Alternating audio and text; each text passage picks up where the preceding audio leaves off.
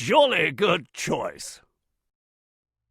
The Boar, who was actually quite interesting.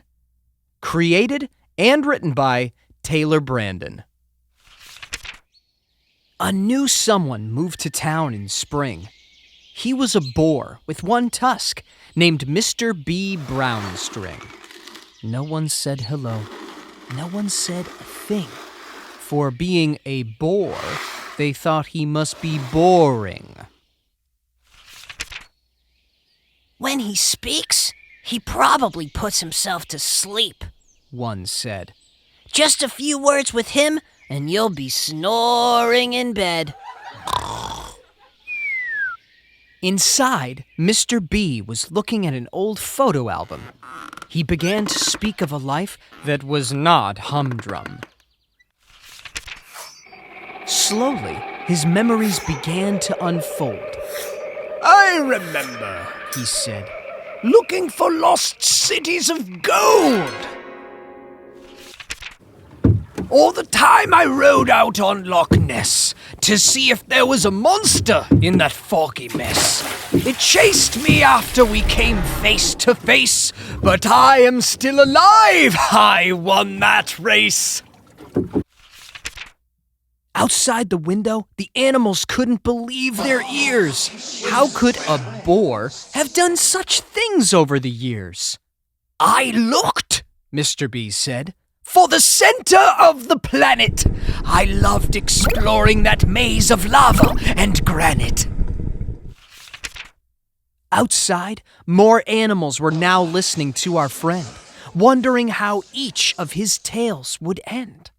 I, Mr. B said, searched for the Nile River's source and lost a tusk wrestling a hippo, a giant river horse. Outside the window, the animals were now lined up 10 deep, glued to the old boar's stories. Not one uttered a peep. They were surprised he had such an interesting history. They were learning that things aren't always what they seem to be. I found the North Pole, the boar said, using my nose, after frostbite hurt my fingers and toes. Every animal in the forest was now outside Mr. B's place. Every surprised one of them had a smile on their face.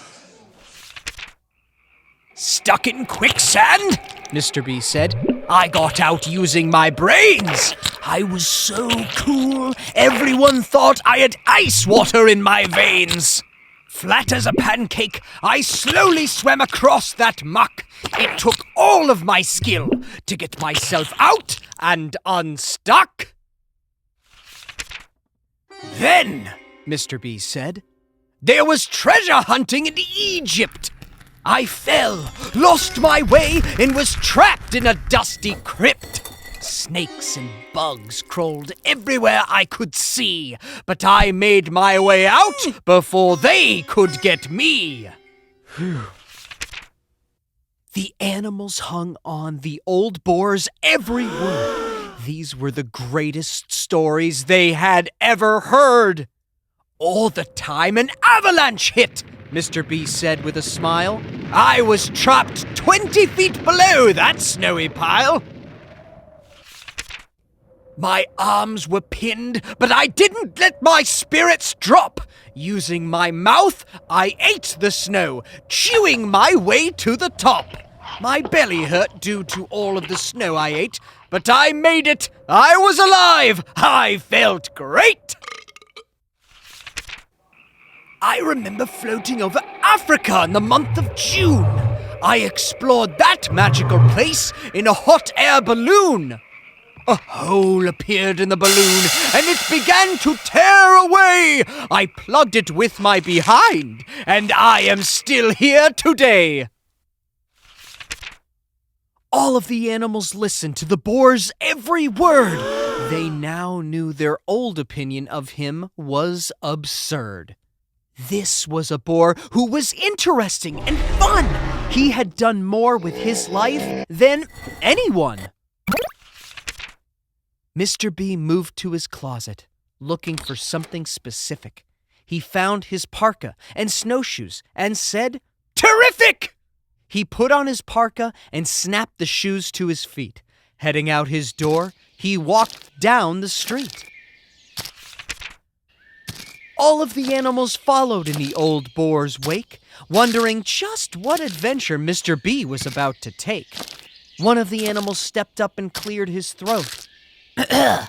Excuse me, He asked, but are you off to somewhere remote?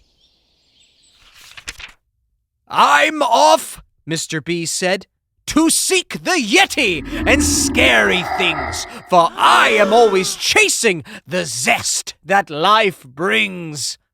Mr. B then left for a far-off mountain chain. Everyone now knew he was anything but plain. The old boar had already lived the life of 100 men. Everyone knew they would never see his like again. They now knew that no one was like Mr. B. Brownstring, for he is a boar who is actually quite interesting. The end. Click to subscribe. Visit back soon for our next adventure.